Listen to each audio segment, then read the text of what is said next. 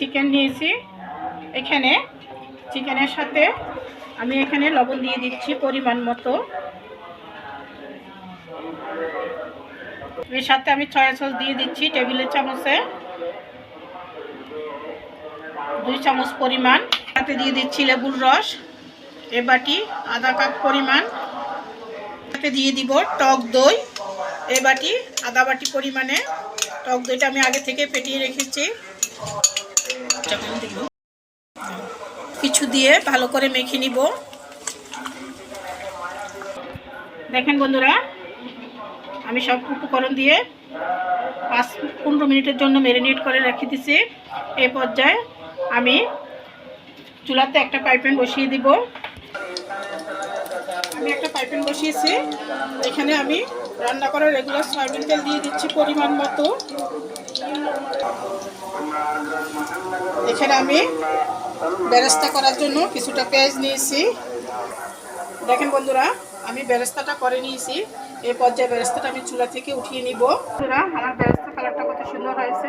বেরেস্তাটা আপনারা ঠিক এভাবে ভাজবেন। এর চেয়ে বেশি কালার হলে বেরেস্তাটা খেতে তিতো লাগবে। এই তেলটা দিয়ে বেরেস্তা করেছি। এই পর্যায়ে আমি এখানে পেঁয়াজ কুচি দিয়ে দিচ্ছি আবারও মুরগির মাংসটা রান্না করার জন্য। এখানে পেঁয়াজ আমি দিয়ে দিয়েছি। এখানে আমি পেঁয়াজ দিয়ে দিয়েছি 1 কাপ পরিমাণ। দেখেন বন্ধুরা, আমার পেঁয়াজটা এখানে ভাজা হয়ে গেছে। এই পর্যায়ে এখানে আমি রসুন বাটা দিয়ে দিব।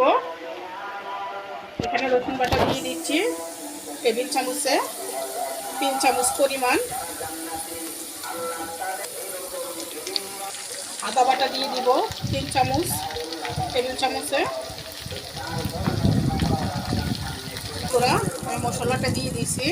এই পর্যায়ে আমি মশলাটা একটু ভালো করে কষিয়ে নিব। দেখেন বন্ধুরা, আমার মশলাটা কষানো হয়েছে। মশলা থেকে তেল ছাড়তে শুরু করছে। এই পর্যায়ে আমি এখানে দিয়ে দিব রাঁধুনি বিরিয়ানি মশলা। এটাকে আমি আরেকটু কষিয়ে নিব ভালো করে। এই পর্যায়ে আমি লবণ দিয়ে দিচ্ছি পরিমাণ মতো। লবণটা আমি এখানে একটু কম দিব, কারণ সয়া সসের সাথেও লবণ আছে। এই জন্য এখানে আমি লবণটা কম দিচ্ছি। বিরিয়ানি মশলা, রেডিমেড বিরিয়ানি মশলা দিয়ে বিরিয়ানি যদি রান্না করেন তাহলে অবশ্যই রসুন বাটা, পেঁয়াজ কুচি, আদা বাটা এই 3টা মশলায় আপনাদের অ্যাড করতে হবে। আর আপনাদের মাংসের পরিমাণ যদি বেশি হয় ওই আন্দাজে বিরিয়ানি মশলাটা দিবেন। এই পর্যায়ে আমার মশলা থেকে পানি ছাড়তে শুরু করেছে। মশলাটা আমার কষানো হয়েছে। এই পর্যায়ে আমি দিয়ে দিচ্ছি ম্যারিনেট করা মাংসটুকু। বন্ধুরা, আমি ম্যারিনেট করা মাংসটা দিয়ে দিচ্ছি। এই পর্যায়ে আমি নাড়াচাড়া করে মাংসটাকে রেঁধে নিব। এখানে আমি এক্সট্রা পানি দিব না। মাংসটাকে কষিয়ে কষিয়ে রান্না করে নিব। এই পর্যায়ে আমি পানি অ্যাড করব না। বন্ধুরা, আমার মাংসটা এখানে কিছুটা কষা হয়ে গেছে। এই পর্যায়ে আমি এখানে টমেটো সস দিয়ে দিচ্ছি টেবিল চামচের 2 চামচ পরিমাণ। সসটা অবশ্যই আমার হাতের নিচে বানানো, আমার চ্যানেলে দেওয়া আছে কীভাবে সসটা আমি বানিয়েছি। আপনারা প্রয়োজন হলে দেখে নেবেন। মাংসটা কষানো হয়েছে। পর্যায়ে আমি এখানে নর্মাল টেম্পারেচারে থাকা দুধ দিয়ে দিচ্ছি। দুধটা আপনারা যদি না চান নাও দিতে পারেন। দুধটা দিলে স্বাদটা একটু ভালো আসে, এই জন্য আমি দুধটা দিয়ে দিলাম। বন্ধুরা, আমার মাংসটা রান্না হয়ে গেছে। এখানে আমি মাংসটা পুরোপুরি সিদ্ধ করি নাই। এখানে আমি মাংসটা প্রায় 80% সিদ্ধ করছি। এই পর্যায়ে আমি এখানে নামিয়ে নিচ্ছি। বন্ধুরা, পোলাওটা ভাজার জন্য এখানে আমি একটা পাতিল বসিয়েছি।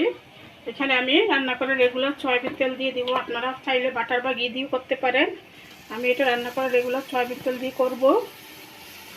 দিয়ে দিচ্ছি পরিমাণ মতো। চাল নিয়েছি 3.5 কাপ পরিমাণ। চালটা আমি ধুয়ে রেখেছি, ভিজিয়ে রাখছিলাম। আমি চালটা উঠিয়ে পাতিলে দিয়ে দিচ্ছি। চালটাকে এখন আমি একটু লবণ দিয়ে বুনে নিব। লবণ দিয়ে দিচ্ছি পরিমাণ মতো। দিয়ে ভালো করে নেড়ে দিতে হবে। পাতিলের তলা যাতে না লাগে। চুলার আঁচটাকে অবশ্যই মিডিয়াম রেখে আপনাদের এই কাজটা করতে হবে। আমার চালটা বুনা হয়ে গেছে। এই পর্যায়ে আমি এখানে মাংসটা দিয়ে দিচ্ছি। এখানে আরেকটু নাড়াচাড়া করে দিচ্ছি, মিশিয়ে দিচ্ছি। বন্ধুরা এখানে আমি 3.5 পট পানি চাল নিয়েছি। 3.5 পট চালের জন্য আপনার 7 পট পানি লাগে। আমি এখানে 7 পট পানি দেই নাই, এখানে আমি 6 পট পানি দিয়েছি, কারণ এখানে মাংসের সাথে ঝোল আছে। আবার চালটা 2 ভিজিয়ে রেখেছি, এই কারণে চালটা পানিটা কিছুটা পরিমাণে কম লাগবে। বন্ধুরা এই পর্যায়ে আমি কাঁচামরিচ দিয়ে দিচ্ছি 6-7টা। কাঁচামরিচগুলো আমি ফালতাও দিই নি, কিছু করে নিয়ে আস্ত কাঁচামরিচ নিচে দিয়ে একটু ভেঙে দিয়ে দিচ্ছি। কাঁচামরিচটা দিলে আলাদা একটা সেন্ট আসবে। বন্ধুরা এই পর্যায়ে আমি ঢাকনা দিয়ে দিচ্ছি। ঢাকনা দিয়ে 20 মিনিটের মতো রেখে দিব। চুলার আঁচটাকে মিডিয়াম আঁচ করে আপনি ঢাকনাটা দিয়ে দিবেন। 20 মিনিট পরে খুলে আবার নিজে আপনাদেরকে ডিম দিয়ে বলে আমি এখানে আমার ভিডিওটা শেষ করলাম। আমাকে অবশ্যই একটা লাইক, শেয়ার, কমেন্ট করবেন এবং সাবস্ক্রাইব করবেন।